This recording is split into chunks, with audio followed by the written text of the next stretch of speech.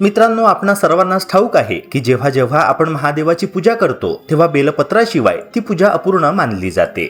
श्रावण असो किंवा दर सोमवारी आपण श्रद्धेने बेलाची पाने शंकराला वाहतो. पण तुम्ही कधी असा विचार केला आहे का की जे पान आपण केवळ धार्मिक विधींचा एक भाग मानतो तेच पान तुमच्या शरीरातील गंभीर आजारांवर एखाद्या महाऔषधासारखे काम करू शकते? होय मित्रांनो, हे अगदी खरं आहे. आधुनिक विज्ञान आणि आपल्या हजारो वर्षांच्या आयुर्वेदाने हे सिद्ध केलं आहे की बेलाच्या पानांमध्ये vitamin A, vitamin B complex, vitamin C सोबतच अफाट प्रमाणात फायबर आणि अँटीऑक्सिडंट्सचा खजिना दडलेला आहे.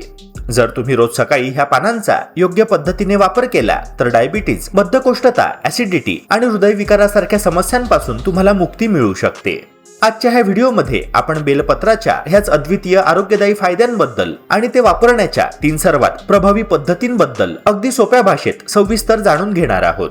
मित्रांनो, हा व्हिडिओ शेवटपर्यंत नक्की पहा, कारण शेवटचा भाग तुमच्या दैनंदिन आयुष्यासाठी खूपच महत्त्वाचा आहे.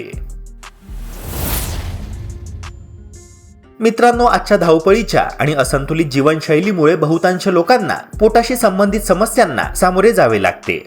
रोज सकाळी पोट साफ न होणं, सतत गॅस होणं किंवा छातीमध्ये जळजळ होणं अशा प्रकारच्या समस्या आता अत्यंत सामान्य झाल्या आहे. परंतु ह्या सर्व त्रासांवर बेलपत्र एक रामबाण उपाय ठरू शकते. बेलाच्या पानांमध्ये अत्यंत उच्च दर्जाचे नैसर्गिक फायबर आढळते, जे आपल्या संपूर्ण पचन संस्थेला आतून स्वच्छ करण्याचे काम करते. जेव्हा तुम्ही रोज सकाळी उपाशी पोटी बेलाच्या पानांचे सेवन करता तेव्हा ते तुमच्या आतड्यांची हालचाल सुरळीत करते.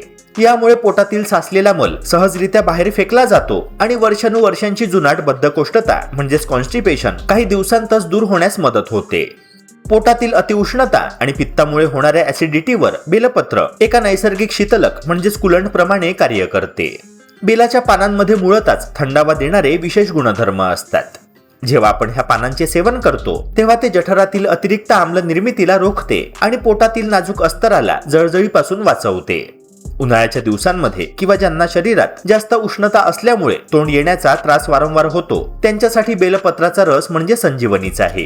हे पान पोटातील दाह कमी करून संपूर्ण शरीराला एक नैसर्गिक थंडावा प्रदान करते, ज्यामुळे उष्णतेच्या लाटेपासून म्हणजेच हीटवेव्ह किंवा लू पासून देखील शरीराचे रक्षण होते. याशिवाय आपल्या पचन संस्थेतील पाचक रसांचा स्त्राव संतुलित ठेवण्यासाठी बेलपत्रातील पोषक घटक अत्यंत उपयुक्त ठरतात. यामुळे आपण खाल्लेल्या अन्नाचे योग्य प्रकारे विघटन होते आणि अन्नातील सर्व पोषक तत्वे शरीराद्वारे सहजरित्या शोषून घेतली जातात. ज्या लोकांना नेहमी अपचनामुळे पोट फुगल्यासारखे वाटते त्यांनी जर सलग काही दिवस बेलाच्या पानांचा रस किंवा काढा घेतला तर त्यांची पचनशक्ती दुप्पट वेगाने काम करू लागते. थोडक्यात सांगायचं तर तुमच्या पोटाचे आरोग्य निरोगी ठेवण्यासाठी आणि पोटातील सर्व विषारी घटक म्हणजे टॉक्झिन्स बाहेर टाकण्यासाठी बेलपत्र हा निसर्गाने दिलेला एक उत्तम आणि मोफत पर्याय आहे. बेलपत्राच्या पारंपरिक वापरातील आणखी एक महत्त्वाचा पैलू म्हणजे रक्तातील साखर आणि चयापचयाशी संबंधित आरोग्य. काही संशोधनांमध्ये बेलाच्या पानांमधील जैव सक्रिय वनस्पतीजन्य घटक आणि अँटीऑक्सिडंट्सचा ग्लुकोज मेटाबॉलिझमवर होणारा संभाव्य परिणाम अभ्यासला गेला आहे. त्यामुळे मधुमेहाच्या व्यवस्थापनात बेलपत्राला पूरक आहार घटक म्हणून पाहिले जाते.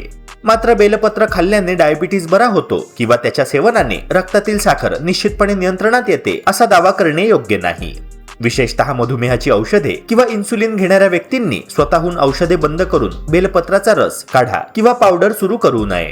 अशा नैसर्गिक पदार्थांचा वापर करायचा असल्यास रक्तातील साखरेचे नियमित निरीक्षण आणि डॉक्टरांचा सल्ला महत्त्वाचा आहे.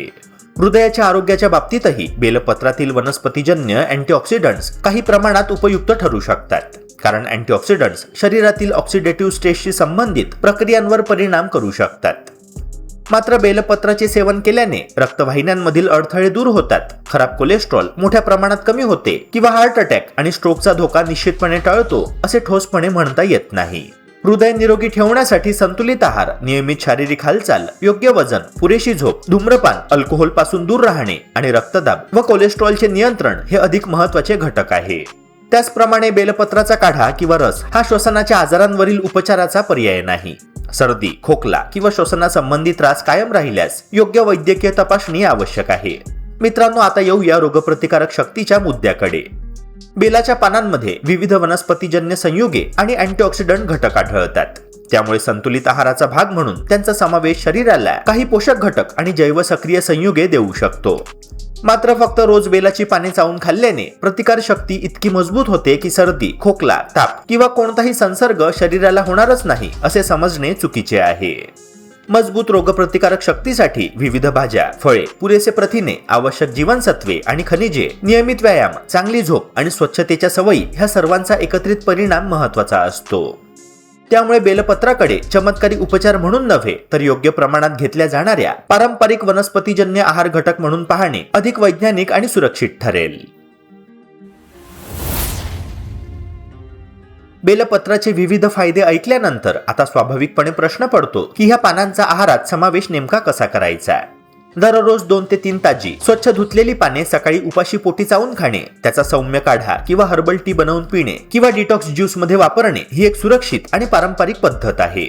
जर तुम्ही बेलाच्या पानांचा रस घेत असाल तर त्यात थोडे पाणी मिसळून किंवा थोडे मध अथवा काळे मीठ टाकून ते पातळ करावे. यामुळे पोटाच्या नाजूक अस्तराला जळजळ किंवा त्रास होत नाही. काही ताजी आणि स्वच्छ बेलाची पाने पाण्याने व्यवस्थित धुवून ती साधारण 1 ग्लास पाण्यामध्ये काही मिनिटे उकळून त्याचे हलके हर्बल पेय तयार करता येते. हे पाणी गाळून कोमट किंवा थंड स्वरूपात घेऊ शकता. चव आवडत नसेल तर त्यामध्ये थोडासा लिंबाचा रस किंवा नैसर्गिक गोडवा देण्यासाठी थोडे मध घालण्याचा पर्याय आहे. मात्र कोणतेही हर्बल पेय हे एखाद्या आजारावरचे औषध समजून घेऊ नये. त्याचा आहारातील एक पूरक घटक म्हणून वापर करणे अधिक योग्य आहे. जर तुम्हाला बेलाची पाने थेट चावून खाणे आवडत नसेल तर त्यांचा वापर चटणीच्या स्वरूपातही करता येतो.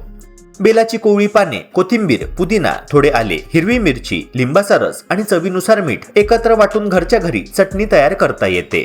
अशा प्रकारे बेलपत्राचा आहारात समावेश केल्यामुळे रोजच्या जेवणात एक वेगळीच चव आणि विविधता निर्माण होते. विशेषतः कोणताही पदार्थ खाताना प्रमाण आणि आपल्या शरीराची प्रतिक्रिया लक्षात घेणे महत्त्वाचे आहे.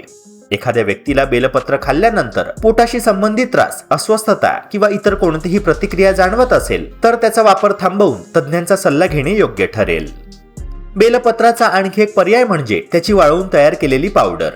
स्वच्छ आणि योग्य प्रकारे निवडलेली पाने सावलीत किंवा नियंत्रित पद्धतीने वाळवून त्याची बारीक पूड तयार करून ती हवाबंद डब्यात ठेवता येते.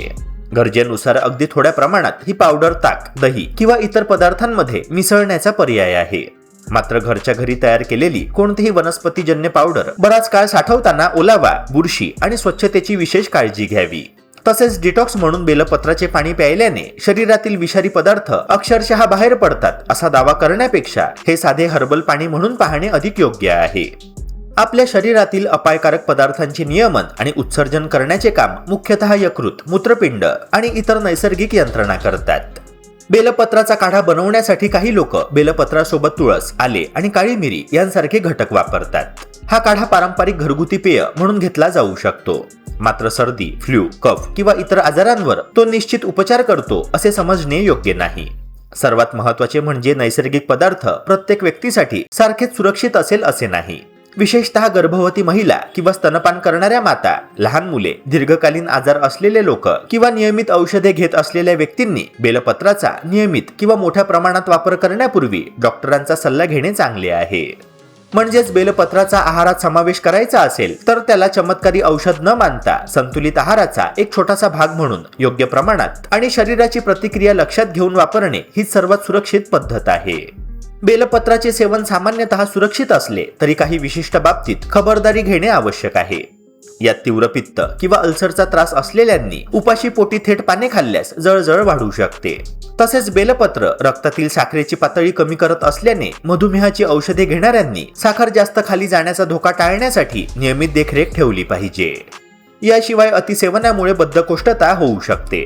तर गर्भवती महिला, स्तनपान देणाऱ्या माता, थंडी, कफची प्रकृती असलेल्या व्यक्ती आणि आगामी 2 आठवड्यात शस्त्रक्रिया होणार असलेल्या रुग्णांनी वैद्यकीय सल्ल्याशिवाय बेलपत्राचे नियमित सेवन करणे पूर्णपणे टाळावे.